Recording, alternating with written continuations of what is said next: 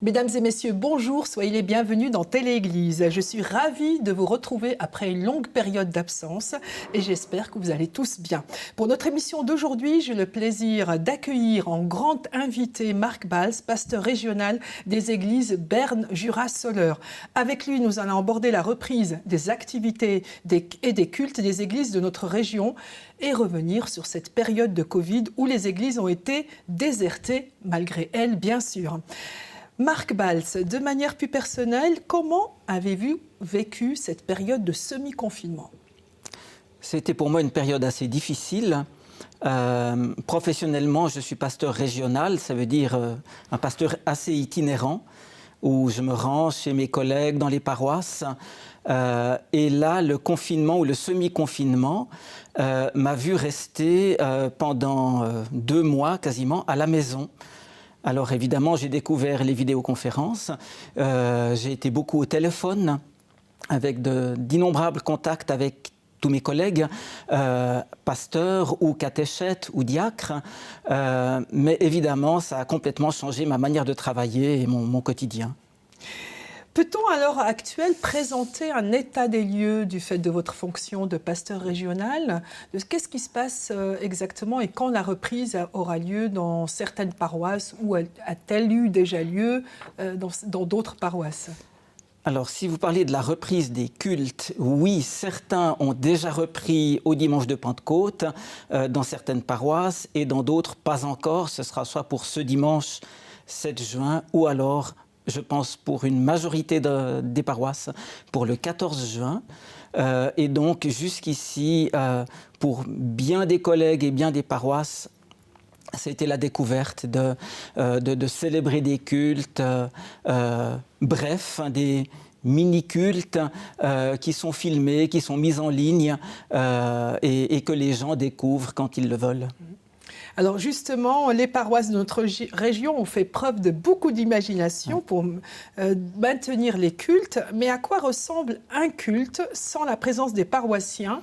Je vous invite à le découvrir au travers d'une célébration œcuménique qui s'est tenue dans la paroisse de Delémont à Pentecôte.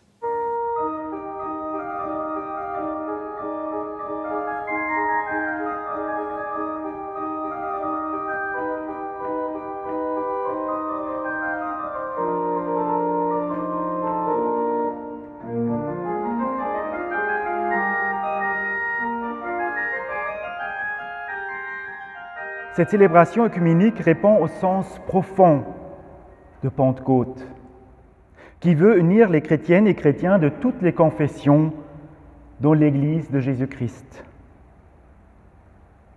Quelle belle manière aussi de terminer ainsi ce temps de semi-confinement, pendant lequel nos temples et nos églises ont été désertés. L'Esprit de Dieu nous envoie à nouveau dans le monde pour annoncer l'Évangile, partager la bonne nouvelle et pour rassembler la communauté des croyants, comme lors de cette première Pentecôte il y a presque 2000 ans. Alors, ce qui saute aux yeux, Marc Bals, en regardant ce petit reportage, c'est que là, on a un culte sans paroissiens. C'est quand même étrange. C'est vraiment très étrange. J'imagine autant quand on regarde ces cultes à la télévision ou quand on est célébrant, professionnel ou laïque, mais de devoir parler devant une assemblée qui n'est pas là, c'est très, très déstabilisant. Et il faut une grande imagination intérieure pour se dire que les gens sont là, mais ailleurs, dans l'invisible, et que peut-être ils seront connectés à ce qu'on est en train de faire, mais plus tard, dans quelques heures, dans quelques jours ou quelques semaines.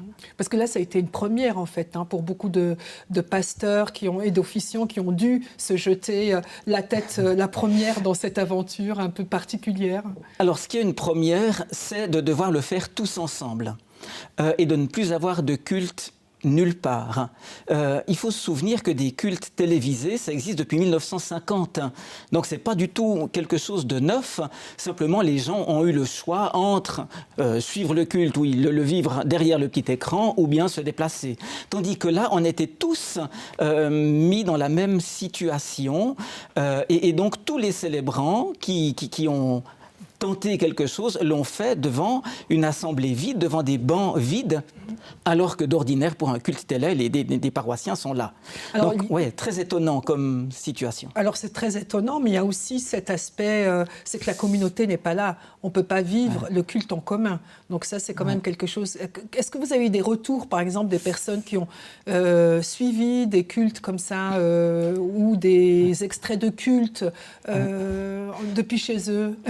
Personnellement, non, mais parce que je ne suis plus pasteur de paroisse, mais un certain nombre de mes collègues, ou la plupart en ont eu, et parfois d'excellents retours, notamment de personnes qui ont été jusqu'ici peu habituées à participer à des cultes, et puis qui tout d'un coup, se sont prises au jeu, et donc, pour ces gens, c'était une découverte. Et pour les collègues qui proposaient ces, disons, mini-cultes, ça a été l'occasion d'avoir des retours, non pas des habitués, mais de nouvelles personnes. Et donc l'occasion de toucher des gens pas habitués. Alors, pour rester juste dans la thématique du culte, mais là, il y a la reprise maintenant. Donc, les cultes télévisés ou filmés ne seront plus diffusés, ou le seront peut-être, ça on ne le sait pas encore. Comment les cultes vont reprendre concrètement avec toutes les mesures sanitaires qui sont là aussi? Alors, les mesures sanitaires, ça signifie 4 mètres carrés par personne, donc les gens sont relativement éloignés les uns des autres, à part les couples. Mais voilà, donc ça c'est une première chose qui étonne beaucoup. Visuellement, émotionnellement, on ne chante pas parce que le chant est une activité contagieuse. Voilà, donc ce cadre... évidemment, est une bonne chose parce qu'on peut se retrouver, se voir, échanger. Et en même temps, c'est déstabilisant parce qu'on ne le fait plus comme on l'a toujours vécu. Il y a aussi cet aspect de la Sainte Seine, en fait, qui disparaît parce qu'elle est quand même... Expliquez-nous, vous... le partage du pain et du vin... dans lesquels le Christ est présent, il est également présent dans la communauté. Alors, quand il n'y a plus de communauté, comment est-il présent? Si on ne partage plus le pain et le vin, voilà. Une des choses qui, moi, me touche, c'est que pour beaucoup de personnes, la communion, donc la Sainte Seine, c'est une occasion de reprendre des forces. Et durant toute cette période de confinement, et maintenant, alors que un semblant de normalité revient, on a besoin de force. Beaucoup de personnes ont connu le chômage, ont été déstabilisées de plein de façons. On a besoin de reprendre des forces, d'être nourri, de se laisser nourrir et de ne pas pouvoir partager la scène. C'est se priver d'une occasion, c'est être privé d'une occasion, voilà, d'y aller, de reprendre pied dans une vie beaucoup plus active. Et ça va être, je crois que c'est et ça sera difficile. Il y a aussi une autre partie qui est difficile, ce sont les enterrements qui ont été vécus de manière très restrictive pour les familles. Il y a eu des douleurs quand même assez importantes. Comment les soutenir, comment les églises pourront les soutenir, ou ces personnes au sortir un petit peu de ce semi-confinement? Vous évoquez une question absolument essentielle. Dès le début du confinement, quand on a su que tout s'arrêtait, une chose était claire, c'était que ce qui continuerait, ce serait des enterrements. On n'avait aucune idée de savoir à l'époque s'il y aurait beaucoup ou pas beaucoup de personnes qui décéderaient du Covid. Voilà, dans notre région, pas énormément.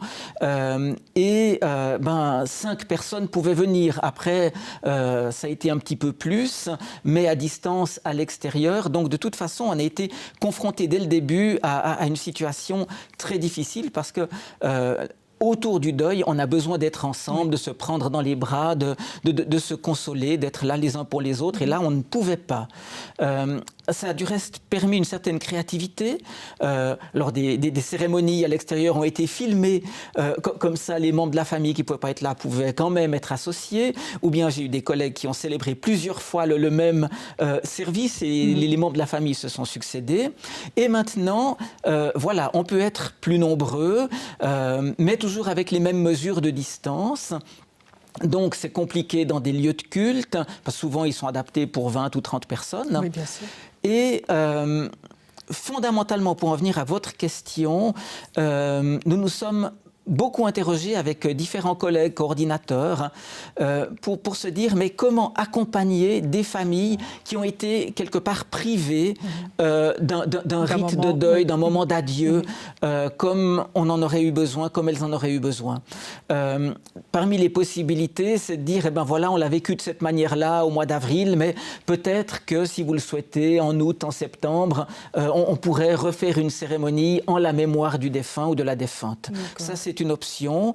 Et puis, nous réfléchissons aussi avec des professionnels de la santé, notamment, à de nouveaux rites de deuil, à des gestes, à des actes qu'on n'a pas pu faire et qu'on doit inventer, alors que ce soit partir d'un objet que la personne défunte aimait particulièrement, qui raconte un aspect de sa vie, que ce soit à travers des histoires qu'on se raconte. Enfin, on va devoir être créatif. Et là, je dirais, nous, pasteurs, on est assez démunis et on a besoin d'aide, on a besoin de réfléchir avec d'autres. Oui, parce que ça serait aussi quelque chose qui pourra encore perdurer pendant encore un bon moment. Oui, on a dans les églises réformées la tradition qu'à fin novembre, on a ce qu'on appelle un culte du souvenir, lors duquel on invite toutes les familles qui ont eu un deuil durant l'année.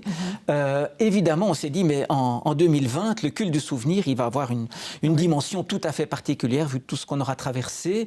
On ne sait pas où on en sera à ce moment-là, mais on est vraiment obligé de sortir des cadres de tout ce qu'on a fait jusqu'ici, et on ne sait pas encore exactement à quoi ça ressemblera. Alors, il y a eu cet aspect-là, il y a eu aussi l'aspect des visites auprès des personnes âgées dans les homes et dans les hôpitaux, etc. Donc, ils n'ont pas pu être faits comme d'habitude, comme à leur habitude.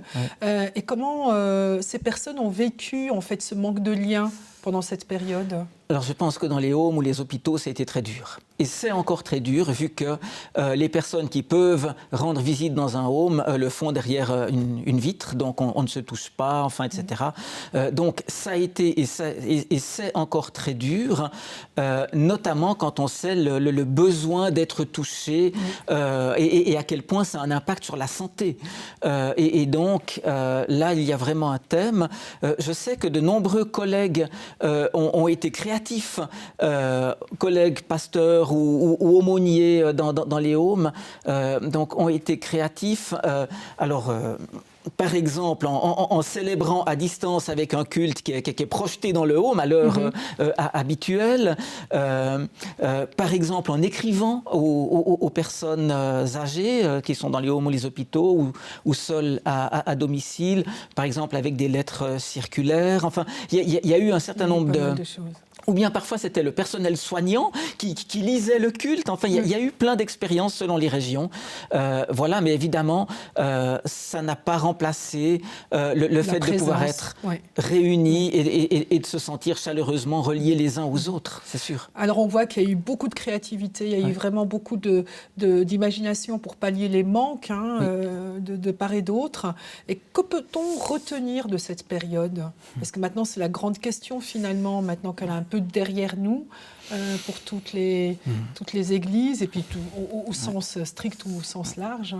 Ce qu'on peut retenir, alors, je ne sais pas, c'est peut-être un peu tôt pour le dire, parce qu'on a, d'abord, on n'est pas encore sorti de toutes les mesures de protection et donc des distances et donc de devoir faire attention, de ne pas savoir si on peut vraiment se réunir, si on peut organiser un camp avec des jeunes, si oui, dans quelles conditions et avec quels défis, etc.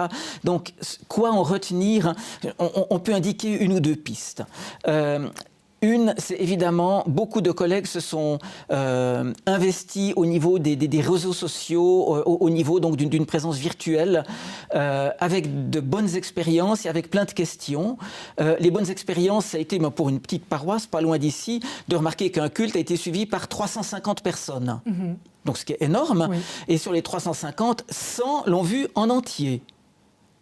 Alors ça, on peut voir avec les statistiques. Et évidemment, on se dit, mais tiens, ça fait quand même beaucoup de monde qui n'a pas juste fait un clic et puis qui après une minute a quitté, mais qui vraiment ont été présents à ce qui était proposé. Oui, parce qu'il faut dire aussi que les paroisses jusqu'à présent étaient toujours un petit peu frileuses aux réseaux sociaux, aux sites internet, etc.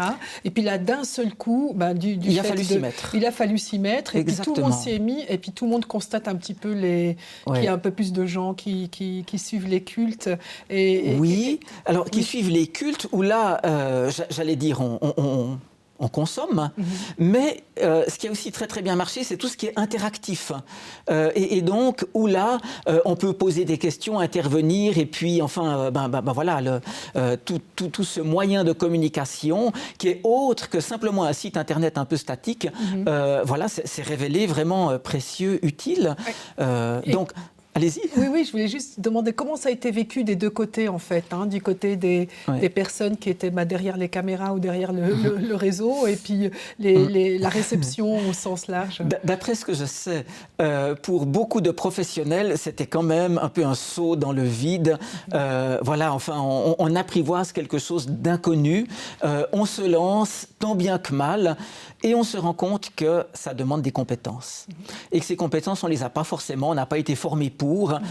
Et je pense qu'une des choses qu'on apprend, c'est qu'il y a un grand potentiel et qu'en même temps, on ne s'improvise pas au niveau des médias électroniques. Ça s'apprend. Et peut-être qu'on aura besoin de votre aide ou bien de l'aide d'autres professionnels pour justement s'améliorer. Ça, je pense que c'est une des choses qu'on est en train d'appréhender, de découvrir maintenant. Une autre, c'est au fond un peu une pesée d'intérêt, un culte ou une activité X, Y, Z, elle a lieu en live, en direct, les gens sont là, mais ça dure ça. Oui. Et ensuite, les gens se quittent. Avec les réseaux, on peut y revenir. Et donc, c'est d'un côté immatériel et de l'autre, ça dure longtemps. Et entre les deux, qu'est-ce qui est juste, qu'est-ce qui est bon? Je pense que là, ça fait partie des questions qui sont devant nous et qui ne sont absolument pas tranchées. On est au début. Et puis pendant combien de temps on va devoir prendre des mesures à cause de ces questions de contagion, de protection, ça on ne sait pas. Évidemment, parmi les personnes impliquées dans les églises traditionnelles, beaucoup sont des personnes âgées, donc des personnes à risque. Comment être présent pour ces personnes-là? Là aussi, qui ne sont pas forcément sur les réseaux sociaux. En plus, par exemple, une des conséquences a été qu'à Pâques, une collègue a envoyé 1500 lettres. Oui. En se disant, forcément, parmi eux, beaucoup ne sont pas sur les réseaux sociaux, mais comme ça, au moins, je les atteindrai. Et effectivement, ça a touché beaucoup de personnes. Voilà, d'une manière traditionnelle et parfois d'une manière complètement moderne. Alors, si je comprends bien, c'était quand même une bonne expérience, donc elle va être peut-être poursuivie. Elle doit être évaluée en tout cas, voilà. C'est clair. Et je crois qu'on n'a pas terminé d'apprendre à travers tout ce qu'on a vécu. Et une chose qui me paraît assez certaine, c'est qu'on sait bien à quoi a ressemblé l'Église et nos paroisses jusqu'à maintenant. Et je pense qu'un certain nombre de choses vont être modifiées dans les mois et les années qui viennent. Par la force des choses. Oui. Et puis, Dieu est-il encore là quand le culte ou les méditations sont virtualisées? J'adore votre question. Ça, c'est une histoire juive qui donne, à mon avis, la meilleure réponse, parce que justement, un élève demande à son maître, mais Dieu, en fait, il est où? Et le maître lui répond, mais Dieu, il est partout où on le laisse entrer. Et donc, je ne peux pas répondre mieux que cela. À travers tous ces médias, si on y laisse entrer Dieu, il sera présent. Alors, très jolie votre histoire. Et si on parle au sens plus large avec les autres différentes communautés aussi, la communauté catholique, les différentes communautés évangéliques, les musulmans, etc. Comment le lien a été maintenu pendant cette période? Est-ce qu'il y a eu des possibilités d'échange durant ce semi-confinement? Oui, il y en a eu quelques-unes, mais je ne suis pas au courant de tout. Forcément, je sais en tout cas, et on l'a vu du reste contexte avec l'exemple qui a été projeté avant à Delémont dimanche dernier à Pentecôte, où là, il y a vraiment eu un projet qui se voulait écuménique, élaboré entre paroissiens et célébrants catholiques et protestants. Dans certains lieux, il y a aussi eu la même chose avec des communautés évangéliques ou des célébrants évangéliques, vu qu'il y avait qu'une communauté virtuelle. Je crois qu'on a tous été ébranlés dans nos réflexes, dans nos habitudes, et le fait de pouvoir mettre ensemble nos questions, nos ressources, notre créativité était quelque chose d'important. Et moi, j'appelle de mes vœux que ça puisse continuer. Et puis alors aussi dans les églises et paroisses, il y a aussi les personnes qui passent, qui demandent de l'aide auprès de la diaconie. Oui. Est-ce qu'il y a eu aussi des sollicitations à ce moment-là? Alors, j'ai entendu parler d'un exemple qui est ici à Bienne, voilà, où au tout début du confinement, je crois dans les 2 premiers jours, il y a eu une trentaine de demandes qui sont arrivées. Voilà, et quand on n'a jamais vécu ce genre de circonstances, on ne sait pas si c'est le prélude à quelque chose d'encore plus énorme ou bien si ça va juste être un moment et ça va s'arrêter. Dans les faits, il y a eu tout au début une trentaine de demandes et ensuite un grand calme et après de nouveau quelques demandes. Il faut voir que au tout début, on est, je crois, hébété. Et puis, il n'y a pas de mots, pas de réaction. Enfin, voilà, on essaie juste de réaliser ce qui se passe. Et puis ensuite, par exemple, à la fin du mois, il y a les factures qui viennent. Et puis, pour ceux qui ont été touchés par le chômage partiel, 20% au moins de salaire en moins. Et comment on va faire? Et là, ce genre de problèmes surviennent, mais je crois avec un certain retard par rapport au calendrier des mesures voilà, qu'on a dû appliquer. Donc, jusqu'ici, il y a eu un certain nombre de demandes, mais peut-être moins que ce qu'on a imaginé. Ça ne veut pas dire qu'il n'y en aura pas, d'une part. Et je crois aussi que du côté des paroisses, où ça va être l'occasion d'une créativité nouvelle pour aller parfois à la rencontre de ces personnes qui ne se signalent pas forcément et puis qui pourtant ont des besoins immenses et de trouver la manière adéquate d'y répondre. Justement, le Centre social protestant, le CSP, a reçu une somme assez conséquente de la chaîne du bonheur et actuellement, il peine un petit peu à... Alors, il y a eu quelques demandes, mais effectivement, jusqu'où l'arrêt sur image qu'on a maintenant n'est pas représentatif de ce que sera l'année 2020, je pense que c'est le cas et peut-être le fait même qu'on en parle maintenant à l'écran peut donner des permissions à certaines personnes d'aller demander de l'aide, de solliciter cette aide dont ils ont besoin simplement parce qu'il y a des enfants à la maison, parce qu'il y a une facture de médecin, parce qu'il y a un loyer et puis qu'on n'y arrive juste pas et que c'est la faute aux circonstances ou la faute à pas de chance. Bon, on retiendra en tout cas de cette période qu'il y a eu énormément de créativité dans les paroisses. Merci Marc Balz d'avoir participé à cette émission. Nous arrivons au terme de notre émission. Merci d'être resté avec nous. À tout bientôt dans Télé-Église.